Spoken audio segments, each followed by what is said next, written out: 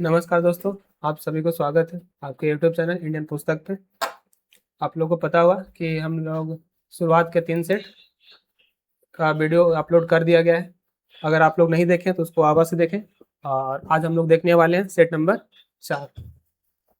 तो यह वीडियो का सेट नंबर 4 है, हिंदी का, जो जिसमें लगभग 70 क्वेश्चन पूछा जाता है। तो आइए हम लोग देखते हैं इसे। तो इसका पहला क्वेश्चन है कि हिंदी वर्णमाला में अयोगवाह वर्ण कौन से हैं। इसमें हम लोग को बताना है कि अयोगवाह वर्ण कौन कौन है। तो इसका सही आंसर होगा ऑप्शन नंबर डी, अन और आह को। अन और आह को क्या कहा जाता है? अयोगवाह कहा जाता है, जिसमें अन को अनुस्वर कहते हैं और आह को विसर्ग कहते हैं, और दोनों को संयुक्त रूप से क्या कहा जाता है? तो अयोगवाह कहा जाता है। नेक्स्ट क्वेश्चन है कि उच्चारण के आधार पर वह व्यंजन का स्थान क्या है। इसमें बताना है कि वह का उच्चारण स्थान क्या है। इसका सही आंसर होगा ऑप्शन नंबर सी, यानी कि दंतोष्ठ, यानी कि वह का जो उच्चारण स्थान है वो दंतोष्ठ होता है। नेक्स्ट क्वेश्चन है कि जिन स्वरों के उच्चारण में मुख्य सबसे कम खुलता है वे क्या कहलाते हैं। यानी कि जिन जिन स्वरों को यानी कि जिन स्वर को बोलते समय हम लोग का जो मुंह है वो कम खुलता है, उस स्वर को क्या कहते हैं। तो इसका सही आंसर होगा ऑप्शन नंबर बी, यानी कि उसे संवृत स्वर कहा जाता है। नेक्स्ट क्वेश्चन है कि संविधान की 8वीं अनुसूची में वर्तमान में कितनी भाषाएं सम्मिलित है। हम लोग को बताना है इसमें कि हमारा जो मूल संविधान है उसके 8वीं अनुसूची में वर्तमान में कितनी भाषाएं शामिल है। तो इसका सही आंसर होगा ऑप्शन नंबर बी, यानी कि उसमें टोटल 22 भाषाएं शामिल है।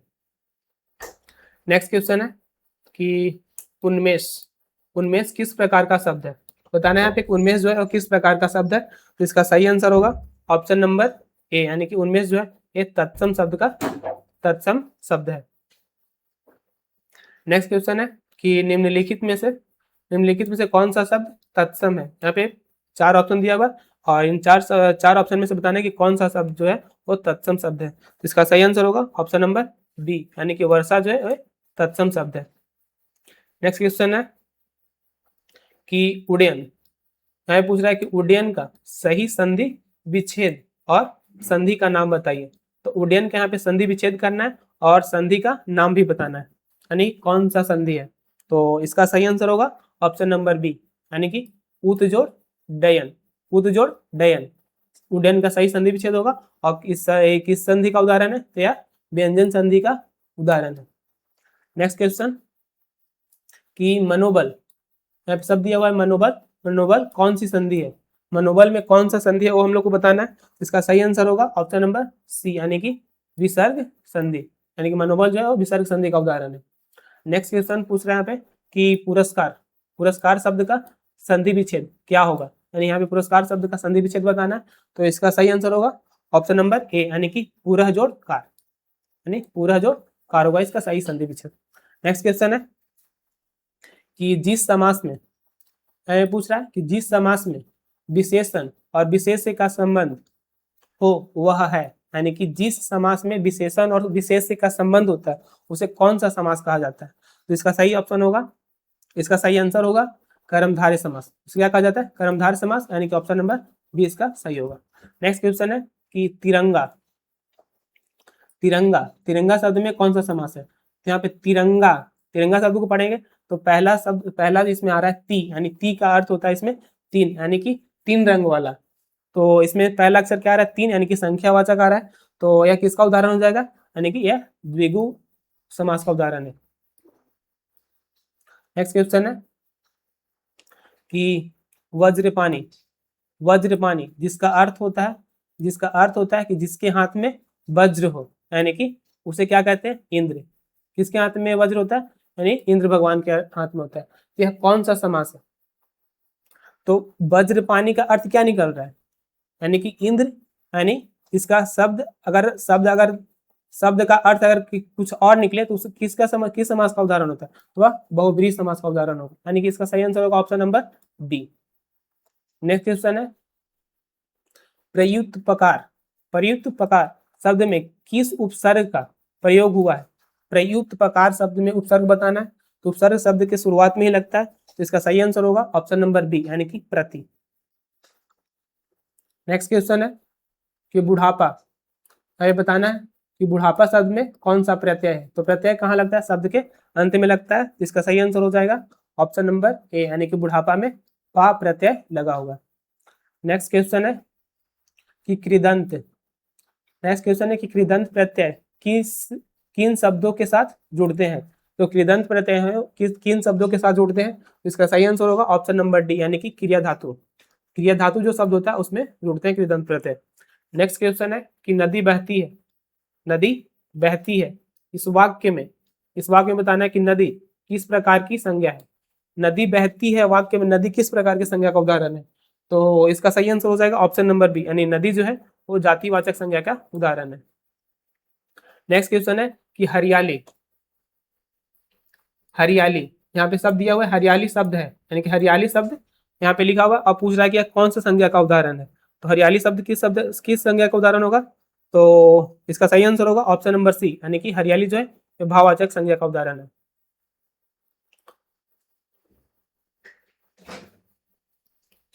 नेक्स्ट क्वेश्चन है कि मैं स्वयं वहीं जा रहा हूँ, मैं स्वयं वहीं जा रहा हूँ, रेखांकित शब्द में, रेखांकित शब्द इसमें क्या होगा, तो इसमें रेखांकित शब्द होगा स्वयं।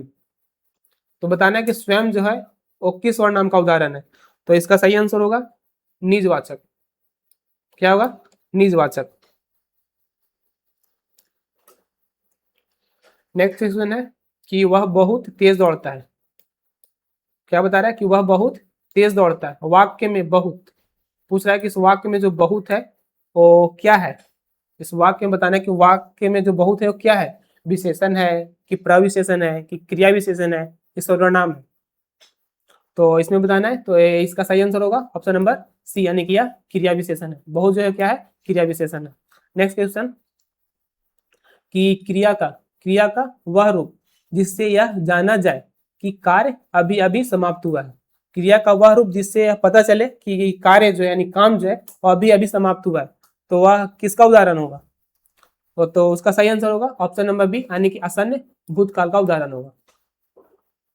नेक्स्ट क्वेश्चन है कि राम सो रहा है, राम सो रहा है, यह किस प्रकार की क्रिया है, राम सो रहा है किस प्रकार की क्रिया है, तो इसका सही आंसर होगा ऑप्शन नंबर ए यानी कि अकर्मक क्रिया। किस प्रकार का क्रिया, तो यह कर्मक क्रिया। नेक्स्ट क्वेश्चन है कि शिक्षिका ने छात्र को पुस्तक पढ़वाई, शिक्षिका ने छात्रों से पुस्तक पढ़वाई, यानी इस वाक्य में पढ़वाई जो है, इस वाक्य में बताना है कि पढ़वाई जो है और कौन सी क्रिया है, तो यह किसका उदाहरण होगा, तो ऑप्शन नंबर बी यानी कि प्रेरणार्थक क्रिया।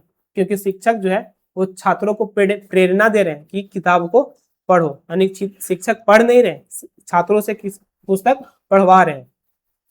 नेक्स्ट क्वेश्चन है कि हिंदी में कारक की विभक्तियों को क्या कहा जाता है।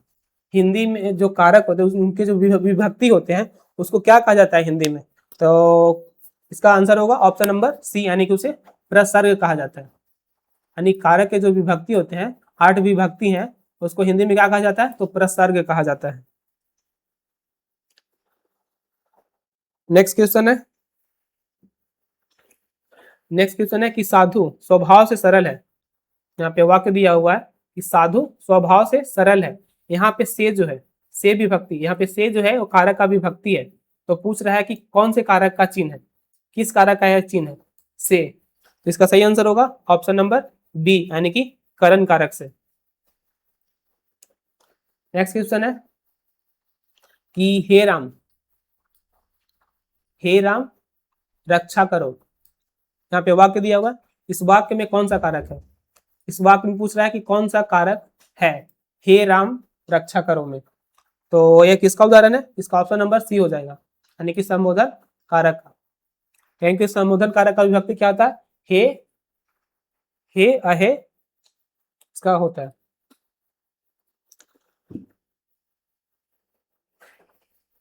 नेक्स्ट क्वेश्चन है कि मैंने यह काम कर लिया, मैंने यह काम कर लिया, वाक्य कौन सा काल है, इस बताना है कि इस वाक्य में कौन सा काल्य है, काल बताना है इसमें। इसका सही आंसर होगा ऑप्शन नंबर बी यानी कि पूर्ण वर्तमान काल होगा। तो सही आंसर क्या होगा? ऑप्शन नंबर बी, यानी कि पूर्ण वर्तमान काल का है। नेक्स्ट क्वेश्चन है कि वाच्य का शाब्दिक अर्थ। ये पूछ रहा है कि वाच्य का शाब्दिक अर्थ क्या है। तो वाच्य का शाब्दिक अर्थ क्या होता है? यानी कि इसका आंसर होगा ऑप्शन नंबर बी, यानी बोलने का विषय। नेक्स्ट क्वेश्चन है कि चलो चलो अब सोया जाए, चलो अब सोया जाए, यह वाक्य किस वाच्य में है? किस वाच्य में, वो पूछा गया है इसमें। इसका सही आंसर होगा ऑप्शन नंबर सी, यानी कि भाववाच्य में। नेक्स्ट क्वेश्चन है कि अवयव का दूसरा नाम क्या है। यहाँ पे दिया हुआ है कि अवयव का दूसरा नाम क्या है, वो पूछ रहा है इसमें। इसका सही आंसर होगा ऑप्शन नंबर बी, अविकारी। अविकारी शब्द, अवयव का दूसरा नाम क्या होता है? तो अविकारी शब्द होता है। नेक्स्ट क्वेश्चन है कि वह आया और मैं गया, वह आया और मैं गया, इसमें और शब्द, यहाँ पे जो और आया है, और शब्द क्या है? तो और शब्द क्या होगा इसमें? तो समुच्चय बोधक होगा। क्या होगा इसमें? समुच्चय बोधक होगा।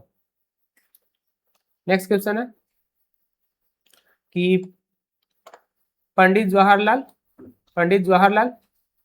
लाल बच्चों के प्रिय थे, वाक्य में व्यक्तिवाचक संज्ञा है। यहाँ पे जो वाक्य दिया हुआ है कि पंडित जवाहरलाल बच्चों के प्रिय थे, इस वाक्य में व्यक्तिवाचक कौन है? इसमें व्यक्तिवाचक एक तो इस्तेमाल किया गया, वो कौन है? इसका सही आंसर होगा ऑप्शन नंबर ए, यानी कि पंडित जवाहरलाल। पंडित जवाहरलाल इस जो है इसमें व्यक्तिवाचक संज्ञा होंगे। नेक्स्ट क्वेश्चन है कि जो परिश्रम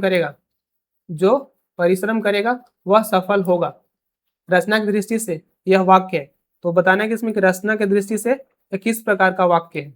जो परिश्रम करेगा वह सफल होगा, ये बताना है कि रचना की दृष्टि से कौन सा, किस प्रकार का वाक्य है ये। इसका सही आंसर होगा ऑप्शन नंबर सी, यह मिश्र वाक्य है। नेक्स्ट क्वेश्चन है कि ईश्वर तुम्हें दीर्घायु करे, ईश्वर तुम्हें दीर्घ आयु करे, यानी कि तुम्हें लंबी आयु दे। अर्थ में बस पूछ रहा है कि अर्थ के आधार पर वाक्य के भेद बताइए। इसमें अर्थ के आधार पर बताइए कि किस वाक्य का उदाहरण है। तो इसका आंसर होगा ऑप्शन नंबर ए, यानी कि इच्छावाचक। नेक्स्ट क्वेश्चन है कि कमल का पर्यायवाची नहीं है। इसमें पूछ रहा है कि कमल शब्द है, इसका पर्यायवाची शब्द इसमें नहीं है, कौन? तो इसका सही आंसर होगा ऑप्शन नंबर डी, यानी कि वारिद। वारिद का मतलब होता है बादल, यहाँ पे दिया हुआ भी है, ये वारिद का मतलब होता है बादल। और कमल का पर्यायवाची शब्द क्या होगा? तो अंबुज होगा, वारिद होगा और पंकज होगा। नेक्स्ट क्वेश्चन है कि जंगम का विलोम शब्द यहाँ पे बताना है, यानी कि उल्टा शब्द बताना है।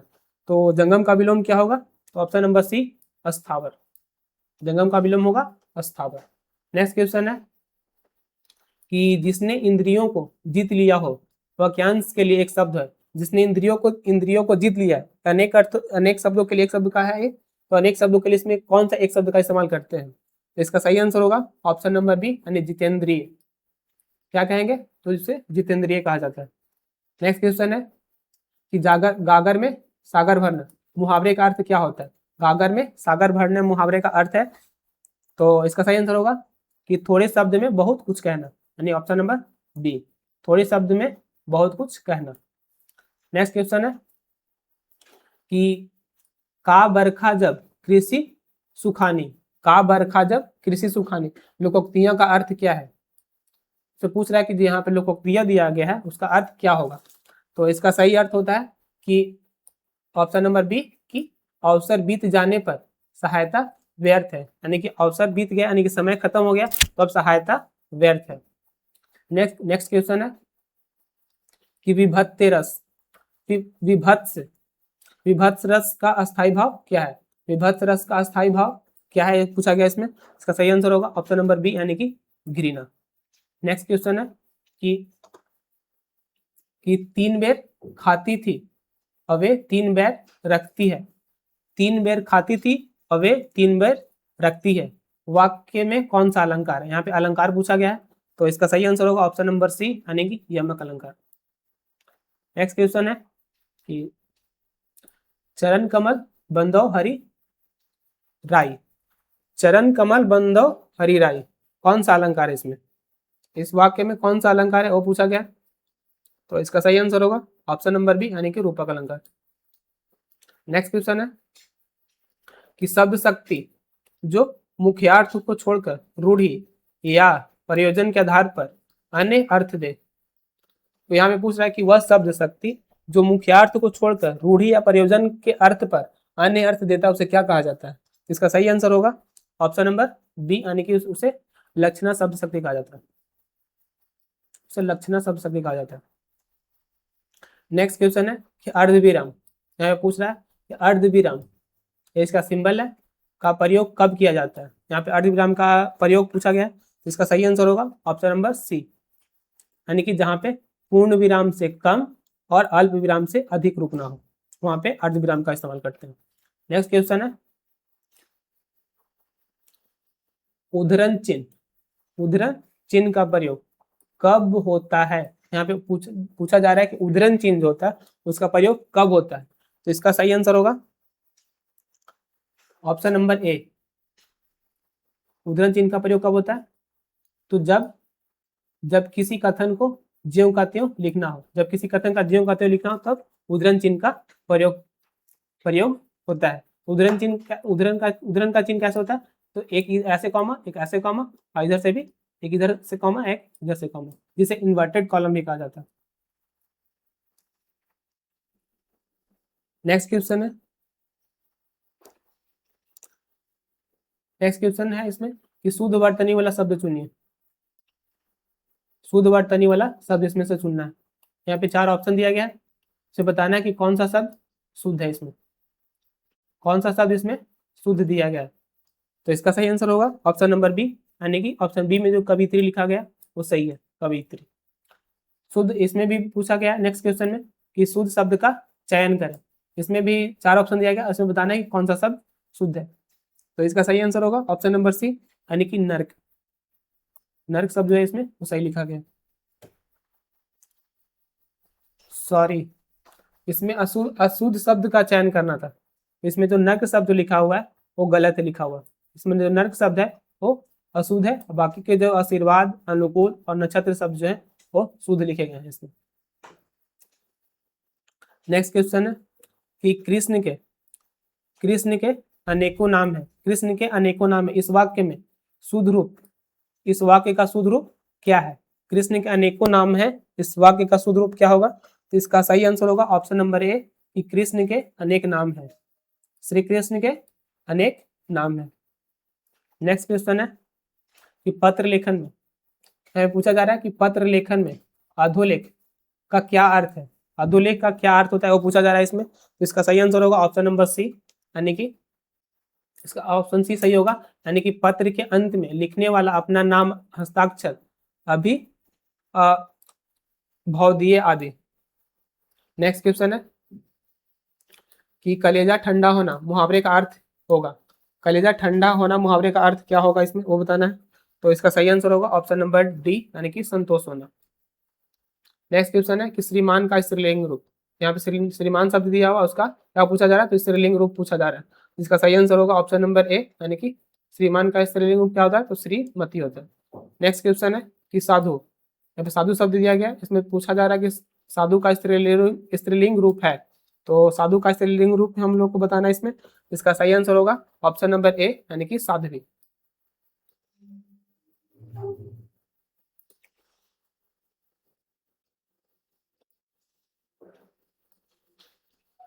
नेक्स्ट क्वेश्चन है कि नायक, नायक का संधि विच्छेद है, इसमें हम लोग को नायक का संधि विच्छेद बताना है। तो नायक का सही संधि विच्छेद क्या होगा? तो नय जोड़ अक, नय जोड़ अक यानी कि ऑप्शन नंबर बी इसमें सही होगा, नय जोड़ अक यानी कि नयन होता है। नेक्स्ट क्वेश्चन है कि जिसमें धैर्य ना हो, जिसमें धैर्य ना हो के लिए एक शब्द में क्या कहा जाता है? यहाँ पे अनेक शब्दों के लिए एक शब्द का इस्तेमाल करना है कि जिसमें धैर्य न हो के लिए क्या कहा जाए एक शब्द में। तो इसका सही आंसर होगा अधीर, क्या कहा जाता है उसे? अधीर कहा जाता है। नेक्स्ट क्वेश्चन है कि ईद का चांद होना, यहाँ पे दिया गया है एक मुहावरा कि ईद का चांद होना, इस मुहावरे का अर्थ बताना है हम लोग को। इसका सही आंसर होगा ऑप्शन नंबर बी कि बहुत दिन बाद दिखाई देना। नेक्स्ट क्वेश्चन है योजक चिन्ह। यहाँ पे पूछा जा रहा है कि योजक चिन्ह का प्रयोग कहाँ नहीं होता है। यहाँ पे बताना है कि योजक चिन्ह का प्रयोग कहाँ नहीं होता है। तो इसका सही आंसर होगा ऑप्शन सी यानी विस्मयादि बोधक शब्दों के बाद। तो विस्मयादि बोधक शब्दों के बाद योजक चिन्ह का इस्तेमाल नहीं होता है। अगला क्वेश्चन गद्यांश यहाँ पे दिया हुआ है, जिसमें गद्यांश को पढ़ करके 86 से लेकर यानी 92 नंबर क्वेश्चन तक आप लोग को बनाना है। तो इस गद्यांश को अच्छी तरह से पढ़ ले और नीचे दिए हुए क्वेश्चन को सही उत्तर को बताएं। चलिए हम लोग देखते हैं। नेक्स्ट क्वेश्चन है कि साहित्य समाज का दर्पण है। गद्यांश के अनुसार यहाँ इस क्वेश्चन को हल करना है हम लोग को। इसमें पूछा जा रहा है कि साहित्य समाज का दर्पण है, इसका आशय क्या है। हम लोग इसका उत्तर गद्यांश के अनुसार ही बताना है। तो आप लोग गद्यांश को अच्छी तरह से पढ़ लिए होंगे। इसका सही आंसर क्या होगा? इसका सही आंसर होगा ऑप्शन नंबर ए, यानी कि साहित्य में समाज का सचित्र वर्णन होता है। नेक्स्ट क्वेश्चन है कि साहित्यकार किसका अंग होता है। साहित्य कार्य जो है वो किसका अंग होता है, इसमें बताना है। ये भी गद्यांश के अनुसार ही होगा इसका आंसर। तो इसका सही आंसर होगा समाज का। इसका सही उत्तर क्या होगा? समाज का होगा। नेक्स्ट क्वेश्चन है कि मध्यकाल का इतिहास मुख्य रूप से किससे ओतप्रोत है। इसका भी आंसर गद्यांश के अनुसार ही देना है। इसका सही आंसर क्या होगा? तो ऑप्शन नंबर बी, भक्ति और वीरता से ओतप्रोत था। नेक्स्ट क्वेश्चन है कि आधुनिक काल के साहित्य की क्या भूमिका रही है। आधुनिक काल के साहित्य की क्या भूमिका रही वो बताना है। ये भी क्वेश्चन जो है गद्यांश के अनुसार ही इसको भी बनाना है। इसका सही आंसर होगा ऑप्शन नंबर डी, यानी कि स्वतंत्रता संग्राम और सामाजिक सुधार के अनुसार। नेक्स्ट क्वेश्चन है कि लेखक के अनुसार सच्चा साहित्य कौन सा है। ये भी क्वेश्चन गद्यांश के अनुसार ही बनाना है इसको भी। तो इसका सही आंसर हो जाएगा ऑप्शन नंबर सी, सच्चा साहित्य वह होता है यानी कि जो मनुष्यता को जगाए और पतन से बचाए। नेक्स्ट क्वेश्चन है कि उक्ति शब्द का अर्थ। इसका भी उत्तर हम लोग को गद्यांश के अनुसार ही देना है। तो उक्ति शब्द का अर्थ है, सही आंसर क्या होगा इसका? तो ऑप्शन नंबर बी, यानी कि कथन। नेक्स्ट क्वेश्चन है जो ऊपर में गद्यांश हम लोग पढ़े उसको अब क्या बताना है। तो गद्यांश का उपयोग शीर्षक हो सकता है। तो जो ऊपर में गद्यांश हम लोग पढ़े, यहाँ पे जो गद्यांश दिया हुआ था, इस गद्यांश का जो है ना वो शीर्षक बताना है। तो इसका शीर्षक क्या होगा? इसका आप लोग आंसर कमेंट बॉक्स में जरूर बताइएगा। और अगले हम लोग बढ़ते हैं नेक्स्ट क्वेश्चन पे। नेक्स्ट क्वेश्चन में भी यहाँ पे गद्यांश ही दिया हुआ, इस गद्यांश को पढ़ करके 93 नंबर क्वेश्चन से 100 नंबर क्वेश्चन तक को हल करना है। तो इस गद्यांश को आप लोग सही पूर्वक पढ़ लीजिए और चलिए इसके प्रश्न को हम लोग हल करते हैं। तो 93 नंबर क्वेश्चन में दिया गया है कि अनुशासन, यहाँ पे दिया गया है कि अनुशासन शब्द का संधि विच्छेद क्या होगा। तो यहाँ पे अनुशासन शब्द का संधि विच्छेद पूछा जा रहा है। तो इसका सही आंसर क्या होगा? तो इसका सही आंसर होगा ऑप्शन नंबर ए, यानी कि अनुजोड़ शासन होगा इसका सही। नेक्स्ट क्वेश्चन है कि अनुशासन का शाब्दिक अर्थ गद्यांश में क्या बताया गया। इसको भी गद्यांश के अनुसार ही बनाना है। तो अनुशासन शब्द का अर्थ गद्यांश में क्या बताया गया वो बताना है हम लोग को यहाँ पे। तो इसका सही आंसर क्या होगा? आप लोग पढ़े होंगे तो बताना होगा इसमें कि आप लोग को तो पता होगा कि इसका सही अर्थ क्या होगा। तो शासन के पीछे चलना, यानी कि नियमों का पालन करना, गद्यांश के अनुसार इसका अर्थ होगा। नेक्स्ट क्वेश्चन है कि यदि प्रकृति अनुशासन छोड़ दे, यानी कि गद्यांश के अनुसार ही इसको भी बताना है, यदि प्रकृति अनुशासन छोड़ दे तो क्या परिणाम होगा। तो आप लोग पढ़े होंगे तो इसका आंसर पता होगा। इसका सही आंसर क्या होगा? तो ऑप्शन नंबर बी, प्रलय आ जाएगी। नेक्स्ट क्वेश्चन है अनुशासन का विलोम शब्द गद्यांश में क्या प्रयुक्त हुआ है। तो गद्यांश के अनुसार ही आप लोग को बताना होगा इसका भी आंसर कि अनुशासन का विलोम क्या होगा। तो अनुशासन का विलोम क्या दिया गया है गद्यांश में। तो इसका सही आंसर होगा ऑप्शन नंबर सी, अनुशासनहीन। नेक्स्ट क्वेश्चन है कि गद्यांश के अनुसार सच्चा अनुशासन कौन सा है। सच्चा अनुशासन इसमें बताना है गद्यांश के अनुसार। इसका सही आंसर क्या होगा?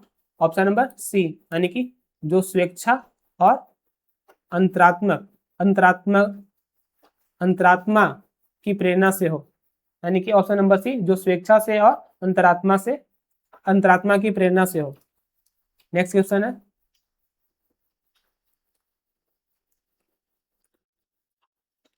है, क्या धारशिला, यहाँ पे दिया हुआ सब, क्या धारशिला में कौन सा समास है?